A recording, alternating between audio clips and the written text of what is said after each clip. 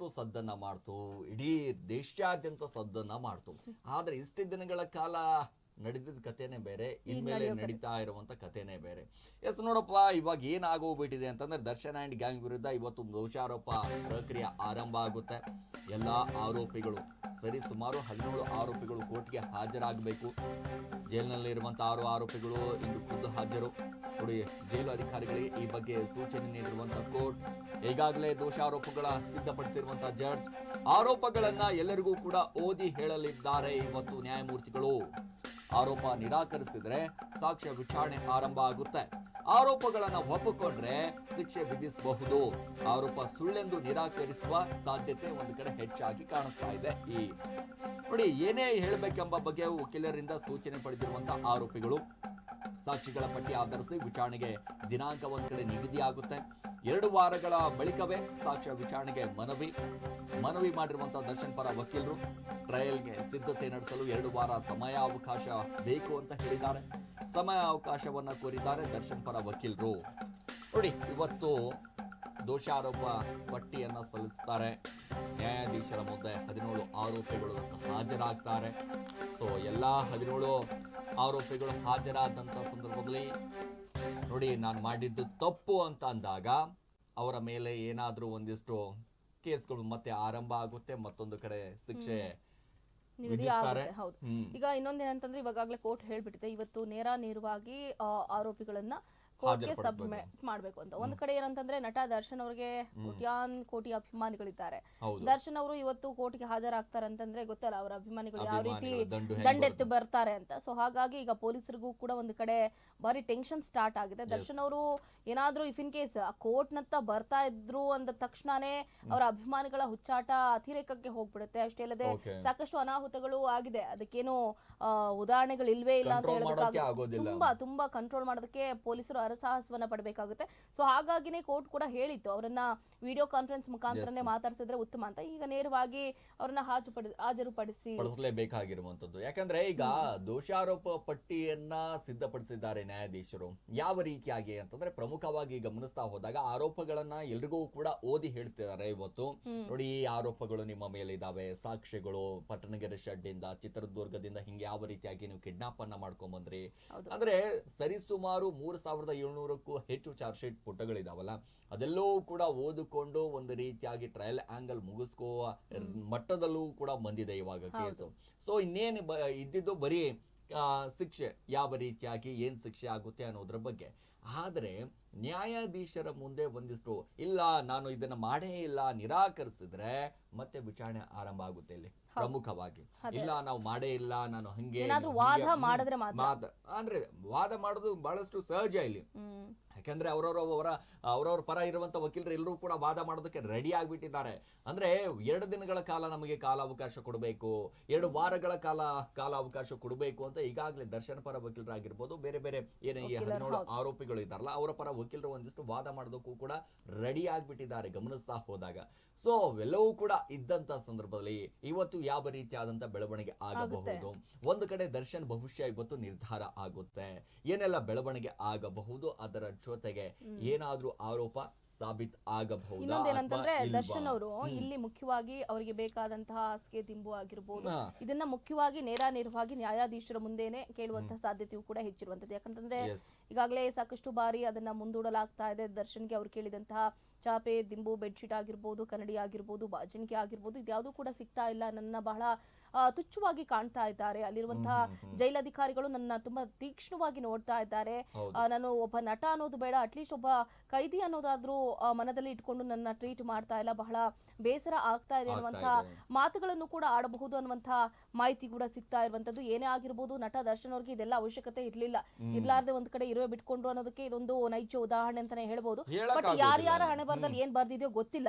ದರ್ಶನ್ ಅವರು ಆಗ ಇದ್ದಂತಹ ದರ್ಶನ್ಗೂ ಈಗಿರುವಂತಹ ದರ್ಶನ್ಗೂ ಬಹಳ ವ್ಯತ್ಯಾಸ ಇದೆ. ಒಂದ್ ಕಡೆ ಏನಂತಂದ್ರೆ ಅವರಿಗೆ ಈಗ ಪಶ್ಚಾತ್ತಾಪ ಕಾಡ್ತಾ ಇದೆ ಹೌದು. ಆದ್ರೆ ಏನ್ ಮಾಡೋದು, ಒಂದು ಪ್ರಾಣ ಪಕ್ಷಿಯನ್ನೇ ಹಾರಿಸ್ಬಿಟ್ಟಿದ್ರಿ, ಅದು ಕೂಡ ಬಹಳ ಯಾವ ರೀತಿಯ ಕಾನೂನನ್ನ ಕೈಗೆ ತಗೊಂಡಿದ್ದಾರೆ ಹೇಳ್ಬೇಕು ಅಂತಂದ್ರೆ. ಅಷ್ಟು ಯಾರು ಕೂಡ ಊಹೆ ಮಾಡಿರ್ಲಿಲ್ಲ ಒಬ್ಬ ವ್ಯಕ್ತಿಯನ್ನ, ಅದು ಬಡಕಲ ವ್ಯಕ್ತಿಯನ್ನ ನೋಡಿದ್ರೆ ರೇಣುಕಾಸ್ವಾಮಿ 40 ಕೆಜಿನೂ ಇಲ್ಲ ಅನ್ಸುತ್ತೆ ಅಂತ ವ್ಯಕ್ತಿಯನ್ನ ಇವರು 150 120 ಕೆಜಿ ಇರುವಂತವ್ರು ತುಳಿದು ಪಳೆದು ಎಸ್ದು ಕರೆಂಟ್ ಶಾಕ್ ಗಳನ್ನ ಕೊಟ್ಟು ರಾಡಲ್ ಹೊಡೆದು ದೊಣ್ಣೆಲ್ ಹೊಡೆದು ತುಂಬಾ ನಿಕೃಷ್ಟವಾಗಿ ನಡೆಸ್ಕೊಂಡು ಆತನನ್ನ ಕೊಲೆಗೈದಿದ್ದಾರೆ. ಸೊ ಹಾಗಾಗಿ ಅದರ ಪಶ್ಚಾತ್ತಾಪ ಈಗ ಕಾಡ್ತಿದೆ ಅಂದ್ರೂ ಕೂಡ ತಪ್ಪಾಗ್ಲಿಕ್ಕಿಲ್ಲ. ನೋಡೋಣ ಇವತ್ತು ಏನಾಗುತ್ತೆ ಕೋರ್ಟ್ ನಲ್ಲಿ ಅಂತ. ನೋಡಿ, ಇವತ್ತು ಎಲ್ಲ ಆರೋಪಿಗಳು ಕೋರ್ಟ್ ಮುಂದೆ ಹಾಜರಾಗಲೇಬೇಕಾಗಿದೆ.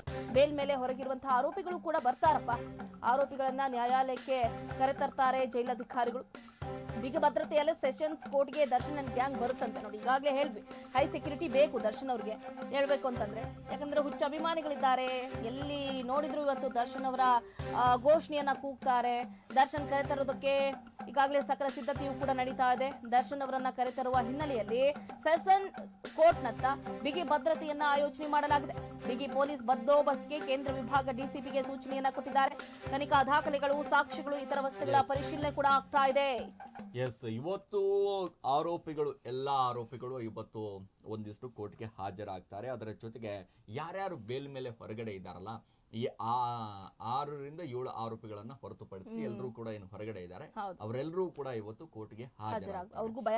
ಸೊ ಇವತ್ತಿನ ಭವಿಷ್ಯ ಇದೆಲ್ಲ ನಿಜವಾಗ್ಲೂ ಕೂಡ ಭವಿಷ್ಯ ನಿರ್ಧಾರ ಆಗುತ್ತೆ. ಇವರ 17 ಜನರು ಏನೇನ್ ಮಾಡಿದ್ದಾರೆ, ಏನ್ ಕತೆ ಅನ್ನುವಂಥದ್ದು. ಅಂದ್ರೆ ಹೈರಿಂಗ್ ಆದ ನಂತರ ಒಂದಿಷ್ಟು ನ್ಯಾಯಾಧೀಶರು ಎಲ್ಲ ಓದ್ತಾರಲ್ವಾ, ಪ್ರತಿ ಓದಿದ ನಂತರ ಅದರಲ್ಲಿ ಏನಿದೆ, ಏನ್ ಸತ್ಯಾಸತ್ಯತೆ ಇದೆ, ಅದರಲ್ಲಿ ಎಷ್ಟು ಸಾಕ್ಷಿಗಳಿದ್ದಾವೆ, ಎಷ್ಟು ಸಾಕ್ಷಿಗಳನ್ನ ನಾಶ ಮಾಡೋದಕ್ಕೆ ಇವರು ಪ್ರಯತ್ನ ಪಟ್ಟಿದ್ದಾರೆ, ಅದೆಲ್ಲವೂ ಕೂಡ ಒಂದು ರೀತಿಯಾಗಿ ಬರೆದಿಟ್ಟಿರ್ತಾರೆ. ನೋಡಿ, ಇವತ್ತು ಆರೋಪಿಗಳನ್ನ ನ್ಯಾಯಾಲಯಕ್ಕೆ ಕರೆತರಲು ಜೈಲಾಧಿಕಾರಿಗಳು ಸಕಲ ಸಿದ್ಧತೆಯನ್ನ ಮಾಡಿಕೊಂಡಿದ್ದಾರೆ. ಪ್ರಮುಖವಾಗಿ ಬಿಗಿ ಭದ್ರತೆಯಲ್ಲಿ ಸೆಷನ್ ಕೋರ್ಟ್ಗೆ ದರ್ಶನ್ ಅಂಡ್ ಗ್ಯಾಂಗ್ ಬರುತ್ತೆ. ಬಹಳ ಬಿಗಿ ಭದ್ರತೆ. ಪ್ರಮುಖವಾಗಿ ಇವತ್ತಿನ ಟ್ರಾಫಿಕ್ ಜಾಮ್ ನೋಡಿದಂತ ಸಂದರ್ಭದಲ್ಲಿ, ಇವತ್ತು ಅಭಿಮಾನಿಗಳು ನೋಡಿದಂತ ಸಂದರ್ಭದಲ್ಲಿ ಸಾಕಷ್ಟು ಜನ ಬರ್ತಾರೆ. ಯಾಕಂದ್ರೆ 3ನೇ ತಾರೀಕು ಅಂತಂದಾಗ ಅಭಿಮಾನಿಗಳ ಮನದಲ್ಲಿ ಇರುತ್ತೆ, ದರ್ಶನ್ ಅವರು 3ನೇ ತಾರೀಕು ಸೆಷನ್ ಕೋರ್ಟ್ಗೆ ಬರ್ತಾ ಇದ್ದಾರೆ, 57ನೇ ನ್ಯಾಯಾಲಯಕ್ಕೆ ಒಂದ್ ಕಡೆ ಬರ್ತಾ ಇದ್ದಾರೆ, ನಾವು ಕೂಡ ಹೋಗ್ಬಿಡೋಣ. ಹೇಳಕ್ಕಾಗೋದಿಲ್ಲ, ಕೆಲಸ ಕಾರ್ಯಗಳು ಬಿಟ್ಟು ಬರ್ತಾರೋ ಅಥವಾ ಕೆಲಸ ಕಾರ್ಯಗಳನ್ನ ಬದಿಗೆ ಒತ್ತಿ ಬರ್ತಾರೋ ಗೊತ್ತಿಲ್ಲ. ಅವರು ಒಟ್ಟಿನಲ್ಲಿ ಬರ್ತಾರೆ. ಆದರೆ ಅಲ್ಲಿ ಬಂದಂತ ಸಂದರ್ಭದಲ್ಲಿ ಯಾವುದೇ ರೀತಿಯಾದಂತಹ ಅಹಿತಕರ ಘಟನೆ ಆಗಬಾರದು ಅನ್ನುವಂತ ನಿಟ್ಟಿನಲ್ಲಿ ಪೊಲೀಸ್ ಇಲಾಖೆಯು ಕೂಡ ಒಂದಿಷ್ಟು ನೀಟಾಗಿ ಬ್ಯಾರಿಕೇಡ್ ಹಾಕೊಂಡು ಯಾರಿಗೂ ಕೂಡ ಇಲ್ಲಿ ಹತ್ರ ಬರದ ಹಾಗೆ, ಸೊ ವ್ಯಾನ್ ಬಂದಂತ ಸಂದರ್ಭದಲ್ಲಿ ಯಾವ ರೀತಿಯಾಗಿ ತೆಗೆದುಕೊಳ್ಬೇಕು ಕ್ರಮವನ್ನ ತೆಗೆದುಕೊಳ್ಳೋದಕ್ಕೆ ಎಲ್ಲವೂ ಕೂಡ ರೆಡಿ ಆಗಿದೆ. ಅದರ ಜೊತೆಗೆ ಇವತ್ತು ನೋಡಿ, ತನಿಖಾ ದಾಖಲೆಗಳು, ಮತ್ತೊಂದು ಸಾಕ್ಷಿಗಳು, ಇತರೆ ವಸ್ತುಗಳು ಕೂಡ ಇವತ್ತು ಪರಿಶೀಲನೆ ಆಗುತ್ತೆ.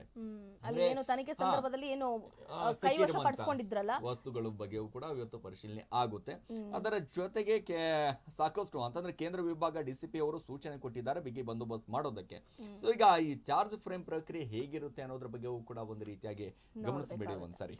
ನೋಡಿ, ಚಾರ್ಜ್ ಫ್ರೇಮ್ ಪ್ರಕ್ರಿಯೆ ಹೇಗಿರುತ್ತೆ ಅಂತ ನೋಡೋದಾದ್ರೆ, ಕೋರ್ಟ್ ನಲ್ಲಿ ನಡೆಯುತ್ತೆ ದಾಖಲೆಗಳ ಪರಿಶೀಲನೆ. ಕೋರ್ಟ್ ನಲ್ಲೇ ಎಲ್ಲಾ ರೀತಿಯಾದಂತಹ ದಾಖಲೆಗಳನ್ನ ಪರಿಶೀಲನೆ ಮಾಡ್ತಾರೆ.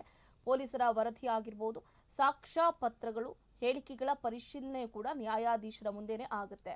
ಸಾಕ್ಷ್ಯಗಳ ಅಸ್ತಿತ್ವದ ಬಗ್ಗೆ ಕೋರ್ಟ್ನಲ್ಲಿ ಪರಿಶೀಲನೆ ನಡೆಸಲಾಗುತ್ತೆ. ಅಪರಾಧದ ಬಗ್ಗೆ ಪ್ರಾಥಮಿಕ ನಿರ್ಣಯಕ್ಕೆ ಸಾಕ್ಷ್ಯ ಇದೆಯಾ ಅಂತ ನೋಡಲಾಗುತ್ತೆ. ಇದೇ ಸಂದರ್ಭದಲ್ಲಿ ಪರಿಶೀಲನೆಯ ಬಳಿಕ ದೋಷಾರೋಪಕ್ಕೆ ಸಿದ್ಧತೆಯನ್ನ ನಡೆಸಲಾಗುತ್ತೆ. ನೋಡಿ, ಫಸ್ಟ್ ಪೊಲೀಸರ ವರದಿಯನ್ನ ತರಿಸ್ಕೊಳ್ತಾರೆ. ಇಷ್ಟು ದಿನಗಳ ಕಾಲ ಪೊಲೀಸರು ಏನೇನೆಲ್ಲ ಯಾವ್ಯಾವ ರೀತಿಯಲ್ಲಿ ವರದಿಯನ್ನ ಸಲ್ಲಿಸಿದ್ದಾರೋ ಆ ವರದಿ ಎಲ್ಲವೂ ಕೂಡ ನ್ಯಾಯಾಧೀಶರ ಮುಂದೆ ಸಲ್ಲಿಸಲಾಗುತ್ತೆ. ಸಾಕ್ಷ್ಯ ಪತ್ರಗಳನ್ನು ಕೂಡ ತರಿಸ್ಕೊಳ್ತಾರೆ. ಹಾಗೆ ಈ 17 ಆರೋಪಿಗಳು ಕೊಟ್ಟಂತಹ ಹೇಳಿಕೆಗಳನ್ನು ಕೂಡ ಪರಿಶೀಲನೆ ಮಾಡಲಾಗುತ್ತೆ. ಸಾಕ್ಷ್ಯಗಳ ಅಸ್ತಿತ್ವದ ಬಗ್ಗೆ ಕೋರ್ಟ್ನಲ್ಲಿ ಪರಿಶೀಲನೆ ಆದ ನಂತರ ಅಪರಾಧದ ಬಗ್ಗೆ ಪ್ರಾಥಮಿಕ ನಿರ್ಣಯಕ್ಕೆ ಸಾಕ್ಷ್ಯ ಕೂಡ ಸಿಗುತ್ತೆ. ಸಿಕ್ಕಾದ ನಂತರ ಪರಿಶೀಲನೆ ಬಳಿಕ ದೋಷಾರೋಪಕ್ಕೆ ಈಗಾಗಲೇ ಸಿದ್ಧತೆಯನ್ನ ಮಾಡ್ಕೊಳ್ಳೋದಕ್ಕೆ ತರಾತುರಿಯಲ್ಲಿ ಇದ್ದಾರೆ ಅನ್ನುವಂತಹ ಮಾಹಿತಿ ಕೂಡ ಸಿಗ್ತಾ ಇರುವಂತದ್ದು. ಏನೇ ಆಗಿರ್ಬೋದು, ನಟ ದರ್ಶನ್ ಅವ್ರಿಗೆ ಈಗ ಒಂದು ಕಡೆ ಅವ್ರು ಅನ್ಕೊಂಡಿರ್ಲಿಲ್ಲ ಇಷ್ಟು ದೊಡ್ಡ ಮಟ್ಟದಲ್ಲಿ ಈ ಪ್ರಕರಣ ಸದ್ದುಗದ್ದಲವನ್ನ ಉಂಟು ಮಾಡುತ್ತೆ ಅಂತ. ಬಟ್ ಕೋರ್ಟ್ ಆಗಿರ್ಬೋದು ಅಥವಾ ಅವ್ರು ಮಾಡಿದಂತಹ ತಪ್ಪಾಗಿರ್ಬೋದು, ಅವರನ್ನ ಇಲ್ಲಿ ತಂದು ನಿಲ್ಲಿಸಿದೆ. ರೇಣುಕಾಸ್ವಾಮಿಯನ್ನ ಕೊಲೆಗೈದ ನಂತರ 17 ಆರೋಪಿಗಳು ಬಹಳ ಹೇಗೆ ಅಂತಂದ್ರೆ, ನಾವು ಕೊಲೆ ಮಾಡಿದ್ರು ಕೂಡ ನಾವು ಆರಾಮಾಗಿ ಲೈಫ್ ಲೀಡ್ ಮಾಡ್ತೀವಿ ಅನ್ನುವಂತಹ ಆಸೆಯನ್ನು ಕೂಡ ಇಟ್ಕೊಂಡಿದ್ರು. ಬಟ್ ಯಾವಾಗ ಪೊಲೀಸರ ತನಿಖೆಯಲ್ಲಿ ಈ 17 ಆರೋಪಿಗಳ ಕೃತ್ಯ ಬಯಲಾಯ್ತೋ, ಇವತ್ತು ಅವರಿಗೆ ಅನಿಸ್ತಾ ಇದೆ, ಈ ಕ್ಷಣಕ್ಕೂ ಕೂಡ ಅನಿಸ್ತಾ ಇದೆ, ನಮ್ಮ ಕರ್ನಾಟಕ ಪೊಲೀಸರು ಪ್ರಕರಣವನ್ನ ಬೇಯಿಸೋದ್ರಲ್ಲಿ ಎಷ್ಟು ದೊಡ್ಡ ಮಟ್ಟದಲ್ಲಿ ಇದ್ದಾರೆ. ಅವರ ಏನು ವಾಕ್ಚಾತುರ್ಯ ಆಗಿರ್ಬೋದು, ಅವರ ಹೆಂಗೆ ಅಂತಂದ್ರೆ ಅವರ ಇದಿದೆಯಲ್ಲ, ಎಸ್, ಈಗ ಒಂದು ಕಡೆ ದರ್ಶನ್ ಅವರ ಇನ್ನೊಂದಿಷ್ಟು ಅಪ್ಡೇಟ್ ಇದೆ ಅಂತ ಒಂದು ರೀತಿಯಾಗಿ ಗಮನಿಸ್ಬಿಡೋಣ. ಅದು ಅಪ್ಡೇಟ್ ಬ್ರೇಕಿಂಗ್ ಏನಿದೆ ಒಂದು ಸಾರಿ ಕೊಟ್ಬಿಡಿ.